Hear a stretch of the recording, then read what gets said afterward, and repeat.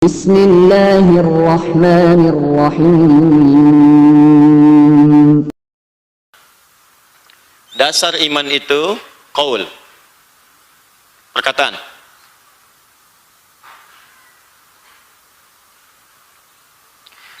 Qaul, perkataan. Wujudnya bentuknya syahadat.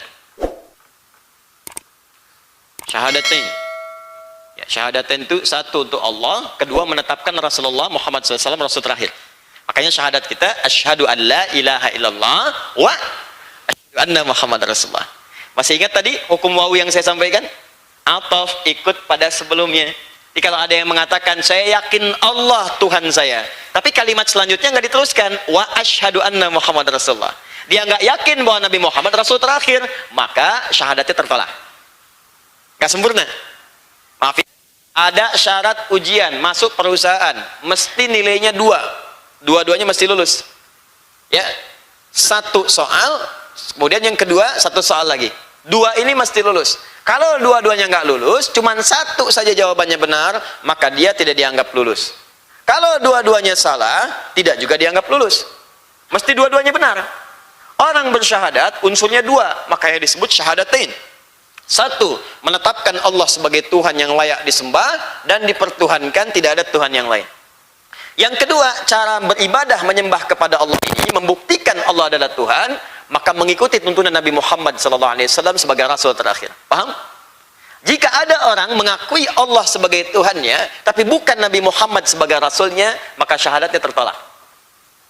Jelas? Saya mengakui Allah sebagai Tuhan, tapi nabinya Asep, berasal dari Sukabumi misalnya. Nah, bukan. Tidak. Awas hati-hati, karena di Jawa Barat sekarang tiap bulan muncul nabi baru. Betul, saya tidak bercanda. Saya diskusi dengan MUI Jawa Barat, muncul nabi baru hampir tiap bulan. Awas hati-hati ya. Ini termasuk mohon maaf. Saya Tuhannya sama-sama Allah. Saya mengakui Nabi Muhammad adalah Rasul, tapi bukan yang terakhir. Yang terakhir namanya Ahmad misalnya. Hah? Jelas ya? Atau yang terakhir namanya Fulan. Tidak. Sepanjang ada kalimat demikian, maka syahadatnya muncul persoalan di sini. Jelas? Oh, saya tidak mengakui semuanya, maka jelas itu bukan muslim, dia tidak beriman. Saya mengakui Allah adalah Tuhan yang terakhir. Terakhir, Tuhan yang awal dan akhir. Tidak ada Tuhan selain Allah. Benar. Awal, akhir, selesai. Tidak ada Tuhan selain Allah.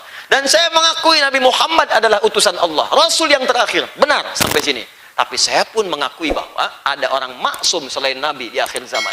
Tetap, karena sifat maksum itu hanya melekat kepada Nabi. Jadi kalau Anda mengatakan ada manusia maksum, ini Anda mengatakan ada Nabi baru selain Nabi Muhammad SAW. Jelas? Ini harus paham ya. Ini kaidah dasar. Ulang.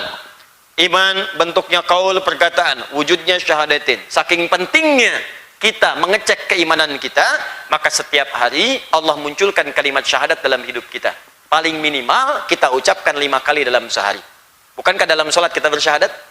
Syahadu an la ilaha illallah, syahadu anna Muhammadar Rasulullah. Subuh, zuhur ucapkan lagi, asar ucapkan lagi, maghrib ucapkan lagi, isya ucapkan lagi. Nah, yang belum tahu itu diperdengarkan 5 kali juga dalam sehari, supaya dia tidak punya alasan di kemudian hari ketika Allah tanya, saya nggak tahu cara syahadat ya Allah, saya nggak paham Allah. Saya dengarkan kepada kamu 5 kali dalam sehari. Setiap hari saya kasih usia kamu sampai 70 tahun, dikalikan 5 aja dalam sehari, 365 kali 5 kali 70 tahun. Berapa kali saya perdengarkan? Kalau sekali saya perdengarkan kau belum paham, wajar. 2 kali wajar. 365 kali dalam setahun kalikan 70 kali, berapa? Saya hitung dulu ya Allah. Nggak usah dihitung. Oh, bentuknya adzan. Allahu Akbar, Allahu Akbar. Kenalkan Allah. Bukankah setelah itu syahadat? Syahadu an la ilaha illallah. Bukankah setelah itu yang kedua? Syahadu anna Muhammadar Rasulullah. Jelas ya? Kalau sudah bersyahadat, berarti dia punya kunci iman yang bisa mengantarkan kepada surganya. Tapi ingat, surga itu punya pintu. Ada pintunya. Jadi kalau Anda punya kunci, tapi nggak ada pintunya, buat buka apa itu?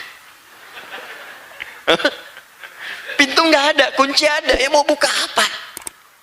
Saya mau ke surga nih, pintu yang mana? Sini nggak cocok, situ nggak cocok.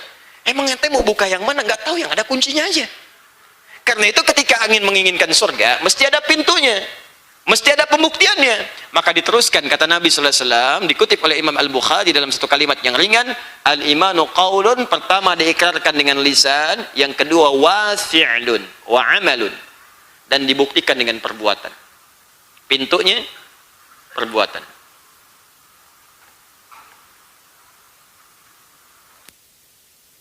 Maka amal perbuatan ini memiliki dua arti, dua aspek yang paling utama. Satu, sebagai pembuktian iman kepada Allah Subhanahu wa taala, membuktikan apa yang kita katakan.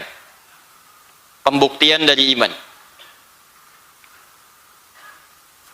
Kalau ini pernyataan, ada pernyataan, buktinya apa? Kan iman itu bahasa hati. Kalau setiap bahasa hati, keyakinan yang paling kuat mesti dimunculkan dalam bentuk perbuatan. Seperti nampak apa, supaya kelihatan nampak apa yang ada dalam hati. Ingat, saya sering katakan, semua perbuatan hati butuh pembuktian supaya kelihatan apa yang ada dalam isi hati. Kan pertemuan lalu saya katakan, mirip-mirip iman itu cinta. Cinta itu keadaan hati.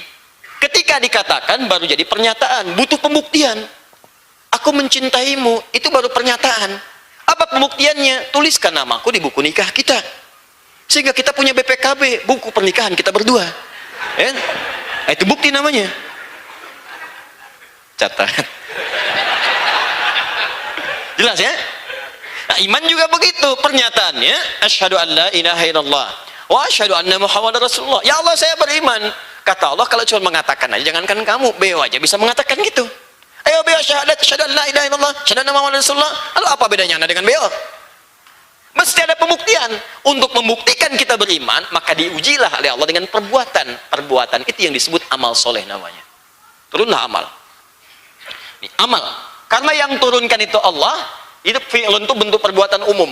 Kalau sudah dieksekusi namanya amal. Makanya ketika dieksekusi dipertanggungjawabkan. Karena itu dalam Al-Quran semua perbuatan yang dipertanggungjawabkan disebut amal. فَمَنْ يَعْمَلْ مِثْقَالَ ذَرَّةٍ خَيْرًا يَرَهُ وَمَنْ يَعْمَلْ مِثْقَالَ ذَرَّةٍ شَرًّا يَرَهُ إِنَّمَا الْأَعْمَالُ amal kan? Amal jama' dari kata amal. Diturun ke sini menjadi amal. Karena amal ini berasal dari Allah, semua yang dari Allah itu baik disebut dengan saleh namanya. Maka muncul istilah amal saleh. Nah, jadi kalau Allah turunkan amal saleh, wujudnya apa? Banyak. Ada salat nanti, ada puasa, ada infak, ada baca Al-Quran. Itu Allah turunkan bukan ingin meminta sesuatu kepada kita, karena Allah nggak butuh dengan sujudnya manusia. Semua nggak sujud, nggak akan menurunkan status Allah sebagai Tuhan, tetap Tuhan Rabbul Alamin. Cuman yang butuh kita untuk membuktikan bahwa Allah itu Tuhan. Makanya ketika kita mohon maaf ya, salat, bukankah ada bacaan syahadat di situ? Ada getaran iman. Bukankah saat baca Al-Quran bertambah keimanan kita, merasa dekat dengan Allah? Disitulah perasaan kita dimunculkan oleh Allah. Jadi kalau ingin merasakan nikmatnya iman, kejar amal soleh.